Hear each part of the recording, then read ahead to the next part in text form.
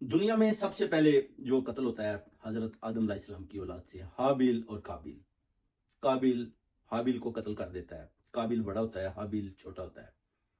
حابیل کے ساتھ جو لڑکی پیدا ہوتی ہے اس کا نام اکلیمہ ہوتا ہے، اور جو حابیل کے ساتھ ہوتی ہے لڑکی پیدا اس کا نام لیہ ہوتا ہے. حضرت آدم علیہ السلام کی شریعت کے مطابق جو لڑکی قابیل کے ساتھ پیدا ہوتی ہے اس کا نکاح حابیل کے ساتھ جائز تھا، اور جو حابیل کے ساتھ پیدا ہوتی ہے اس کا نکاح قابیل کے ساتھ جائز تھا. مگر قابیل نے اس بات پر زور دیا کہ جو لڑکی میرے ساتھ پیدا ہوئی ہے میں نے اسی کے ساتھ ہی نکاح کرنا ہے. اس بات سے جو ہے نا پھر حابیل اور قابیل کے درمیان یعنی آپ کہہ سکتے ہیں کہ لڑائی شروع ہوتی ہے. لڑائی اس میں قابیل کی طرف سے بڑھتی ہے.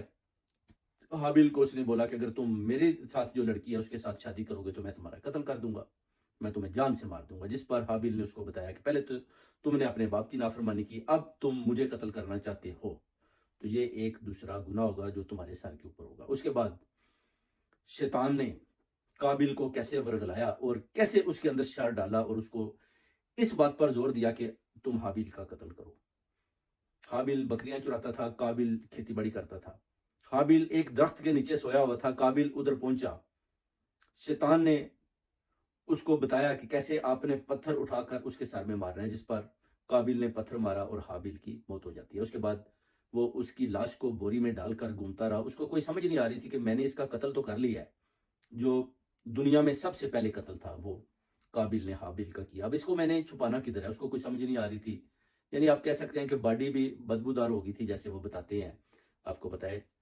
تو پھر اللہ تعالیٰ کی ذات نے 2 کوے بھیجے، ایک کوے نے دوسرے کو قتل کر دیا. اس کے بعد اس کوے نے اس چونچ کے ساتھ زمین کو کھودا اور اس کوے کو ادھر دفن کیا. پھر قابیل نے اپنے بھائی کو بھی اسی طرح دفن کیا. یعنی اس کی سمجھ میں آیا کہ میری عقل ہے وہ تو ایک کوے سے بھی کم ہے. اس کے بعد اس کو دفن کر دیتا ہے. اس کے بعد حضرت محمد صلی اللہ علیہ وآلہ وسلم سے بھی حدیث ہے کہ جو بھی بعد میں کو قتل ہوگا اس کا ذمہ جو ہے نا حضرت آدم علیہ السلام کے اس بیٹے پر بھی پڑے گا، کیونکہ قتل کا آغاز ادھر سے وہ کہتے ہیں شروع ہوتا ہے. اس کا گناہ اس کو بھی جائے گا. اب آپ دیکھ سکتے ہیں کہ دنیا میں یہ وہ قتل ہے جو اپنا کیا جاتا ہے اپنا ایک عورت کی وجہ سے.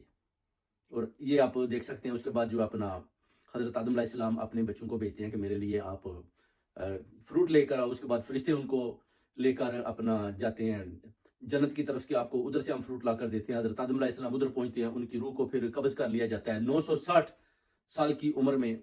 پھر ان کو بتایا جاتا ہے کہ ان کا کفن دفن کیسے کرنا ہے، ملائکہ میں لے جا کر کیسے ان کو نہلا دلا کر کیسے آپ نے ان کو دفن کرنا ہے. اور یہی روایت انہوں نے بولا کہ آپ نے بھی جاری رکھنی ہے جب آنے والی جو آپ کی نسلیں ہوں گی.